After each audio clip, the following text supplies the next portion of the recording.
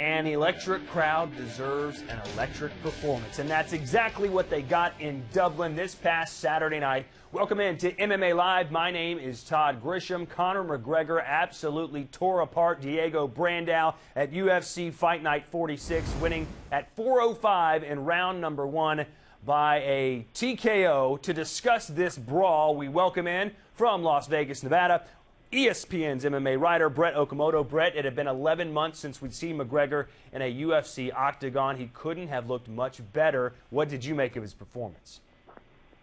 Yeah, he really couldn't have looked much better, and that was really a standout performance by Conor McGregor. It is not easy to go in and headline a UFC event and just your third UFC fight ever.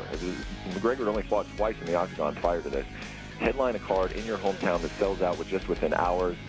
A crazy Irish crowd that was there for the prelims. They were making a ton of noise. That creates a lot of pressure. And again, Conor McGregor coming off of that torn ACL surgery. We had our doubts about that, but he looked fantastic. He put all of those doubts to rest. Very mentally strong guy, I think, is what you saw on Saturday. Well, he's 3-0 in the UFC, but currently not ranked in the top 10 of the featherweight division. There's a ton of hype behind him, as you well know. Who would you like to see him fight next?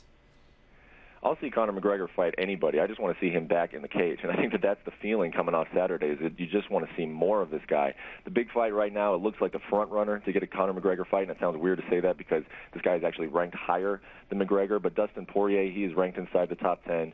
Real skillful guy. He's got a lot of experience in the UFC octagon. I think it might be a little bit of a rush to put him up against Conor McGregor, but that's the fight that both guys are talking about. Poirier sort of called him out on Twitter after his performance on Saturday. McGregor responded, said he's cool with it. He would like to get back in the cage as soon as possible. We might see this guy in September at UFC 178 in Las Vegas. If we don't see him then, maybe December, but it looks like it's going to be against Dustin Poirier, and that is a very compelling fight at 145 pounds.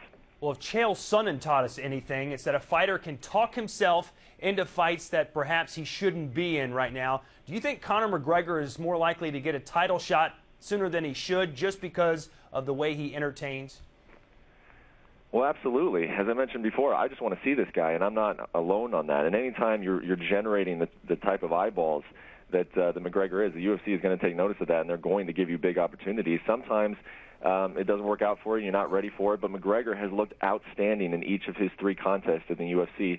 He's always had a lot of hype behind him. If he keeps it going, why not?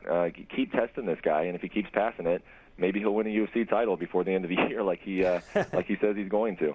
Why not? At least right now it looks like no one's going to be able to stop that Irish freight train. Thank you, Brett Okamoto, our ESPN MMA writer, for joining us here today. For more news and analysis from the world of mixed martial arts, keep it tuned right here to ESPN's Mixed Martial Arts page. I'm Todd Grisham. Thanks for watching ESPN's MMA Live. Until next time, keep fighting.